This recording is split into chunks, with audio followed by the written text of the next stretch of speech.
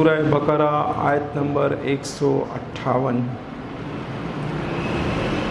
ارشاد ہوتا ہے ان الصفا والمروہ من شعائر اللہ، بے شک صفا اور مروہ اللہ کی نشانیوں میں سے ہیں۔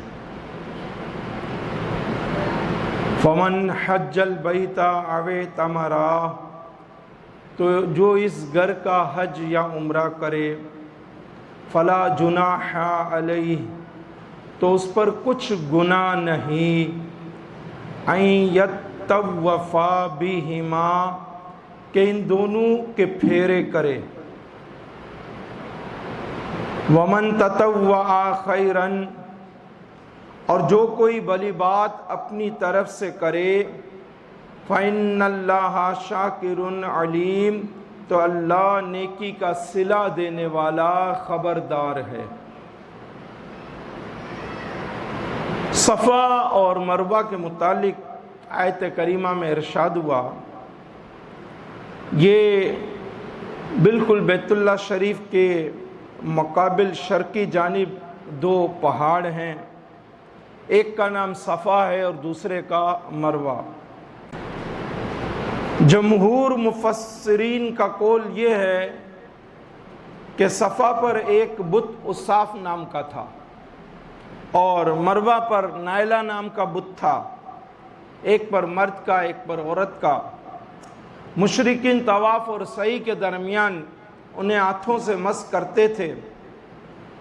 مسلمانوں نے ان بتوں کی وجہ سے صفا و مروہ کی سعی کرنے میں گرانی محسوس کی، اسی وجہ سے اللہ رب العزت نے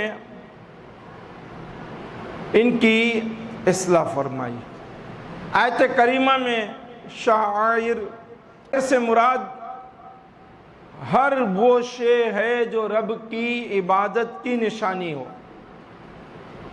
یا وہ نشان جن کے قیام کا رب نے حکم دیا ہو۔ آیت مبارکہ سے واضح ہے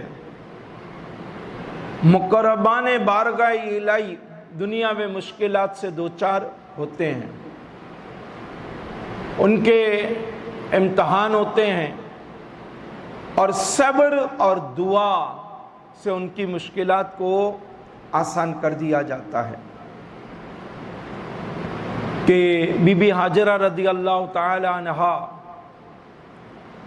وہ پانی کے لیے صفا و مروہ کے گرد دوڑیں،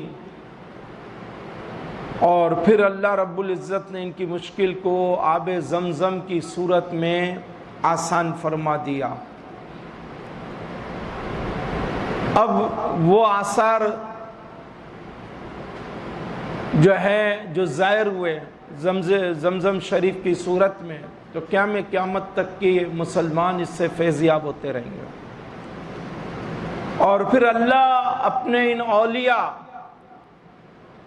کہ آثار کو خلائق کے لیے اسوہ حسنہ بنا دیتا ہے۔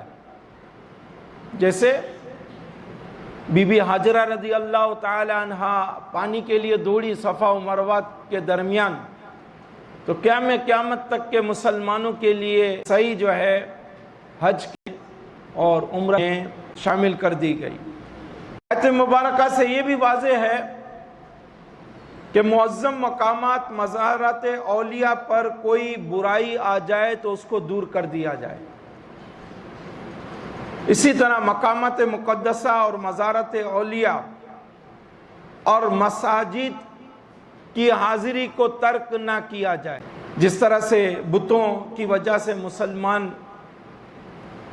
جو ہے صفا و مروہ کی سعی میں گرانی محسوس ہوتی تھی، تو ان کو منع نہ ہوا مسلمانوں کو کہ صفا و مروہ کی سعی نہ کرو، کہ یہاں یہ بت موجود ہیں اور مشرکین ان بتوں کو چھو کر جو ہے محبت کا اظہار کرتے ہیں، منع نہ ہوا۔ تو واضح ہوا کہ برائی کو ختم کیا جائے۔